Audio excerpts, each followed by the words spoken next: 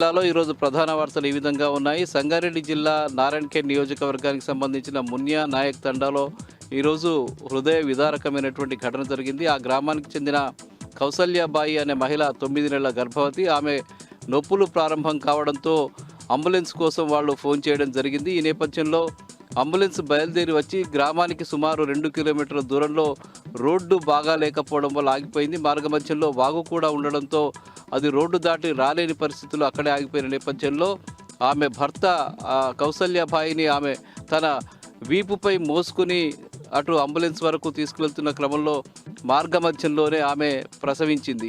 ఈ సంఘటన స్థానికంగా హృదయ విదారకాన్ని కలిగించింది. ముఖ్యంగా అభివృద్ధి గురించి మాట్లాడుతున్నటువంటి కాంగ్రెస్ పార్టీ నాయకులు ఈ ఘటనకు ఏం చెప్తారో సమాధానం చెప్పాలని ఆ తండాకు సంబంధించిన మహిళలు విమర్శించడం జరిగింది. ముఖ్యంగా చాలామంది నాయకులు అభివృద్ధి గురించి అనేక రకాలుగా మాట్లాడుతున్నారు. ఎన్నో ఏళ్లుగా ఈ గ్రామానికి తండాకు రోడ్డు లేకపోవడం వల్ల అనేక ఇబ్బందులు ఎదుర్కొంటున్నామని, ఇది ఈ నాయకుల నిర్లక్ష్యానికి ఒక నిదర్శనం అని చెప్పి ఈ సందర్భంగా తండావాసులు ఆరోపించడం జరిగింది, విమర్శించడం జరిగింది. ఆగ్రహంతో ఊగిపోవడం కూడా జరిగింది.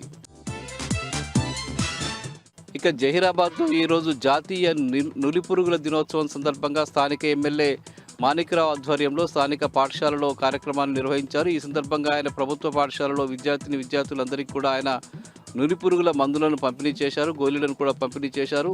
నులిపురుగుల ద్వారా తమ ఆరోగ్యాన్ని రక్షించుకోవడానికి విద్యార్థులంతా ప్రయత్నం చేయాలని చెప్పి, మందులు తప్పనిసరిగా వాడాలని చెప్పి ఈ సందర్భంగా ఎమ్మెల్యే మాణిక్రావు విద్యార్థులకు సూచించారు.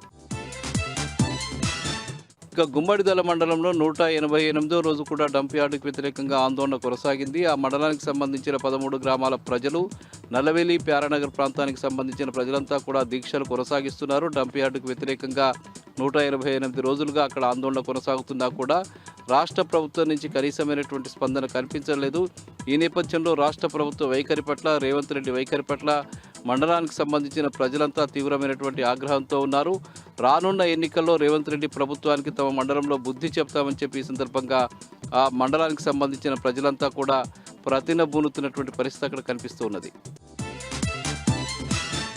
ఇక సిద్దిపేట జిల్లా వార్తలు వచ్చేసరికి వర్గల్ మండలానికి సంబంధించిన రైతులు, ప్రజలు ఈరోజు పెద్ద ఎత్తున ఆందోళన చేశారు. ముఖ్యంగా టీజీఐఐసికి సంబంధించిన భూముల కోసం ప్రజల వద్ద నుంచి, రైతుల వద్ద నుంచి సేకరించిన భూములకు పరిహారం ఇవ్వకుండా రైతుల్ని ఇబ్బందులు పెడుతున్నారని చెప్పి వాళ్ళు ఆరోపిస్తూ మండల తహసీల్దార్ కార్యాలయం ముందు పెద్ద ఎత్తున ఆందోళన చేశారు. తమకు వెంటనే నష్టపరిహారం చెల్లించాలని చెప్పి ప్రజలంతా, రైతులంతా డిమాండ్ చేశారు. తమకు గతంలో భూములు సేకరిస్తున్న సందర్భంగా తమకు ప్లాట్లు ఇస్తామని, పరిహారం ఇస్తామని చెప్పి అధికారులు నమ్మబలికారని, ఇప్పటికీ 2 సంవత్సరాలు అవుతున్న కాంగ్రెస్ పార్టీ అధికారంలోకి వచ్చి ఇప్పటి వరకు కూడా వాళ్ళు ఈ హామీని నెరవేర్చలేదని చెప్పి ఈ సందర్భంగా రైతులంతా కూడా ఆరోపించడం జరిగింది. తక్షణమే తమకు నష్టపరిహారం ఇవ్వాలని చెప్పి వాళ్ళు డిమాండ్ చేశారు.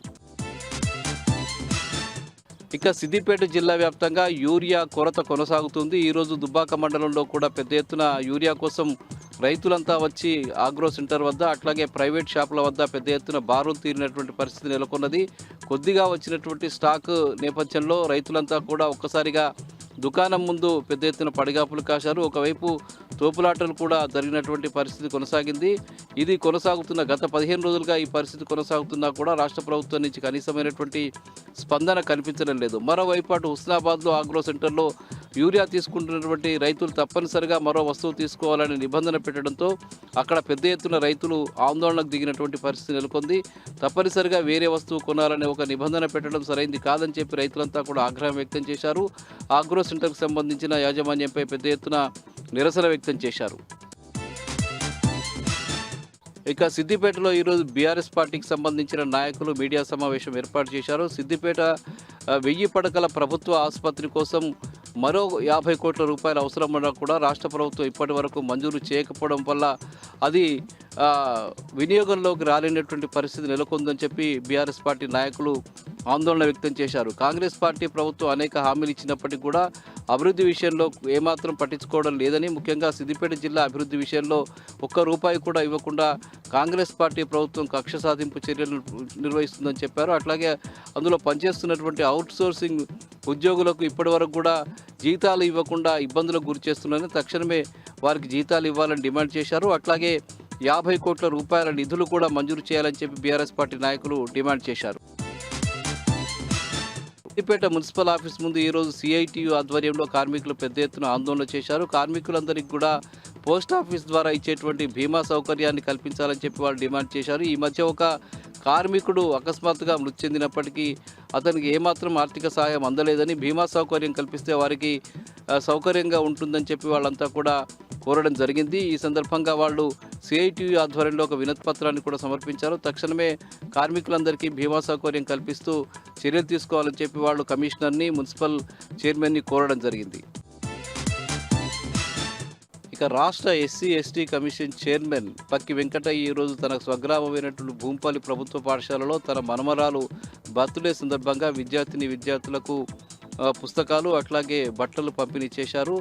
ఈ సేవా కార్యక్రమాన్ని ప్రతి సంవత్సరం తాను నిర్వహిస్తారని చెప్పి ఈ సందర్భంగా బక్కి వెంకటయ్య ప్రకటించడం జరిగింది. ముఖ్యంగా పేద విద్యార్థులకు సేవ చేయడం తమకెంతో ఆనందం కలిగిస్తుందని చెప్పి ఈ సందర్భంగా ఎస్సీ ఎస్టీ కమిషన్ చైర్మన్ బక్కి వెంకటయ్య స్పష్టం చేశారు. ఇవి ప్రధానంగా ఈరోజు ఉమ్మడి మెదక్ జిల్లాలో ఉన్న వార్తలు.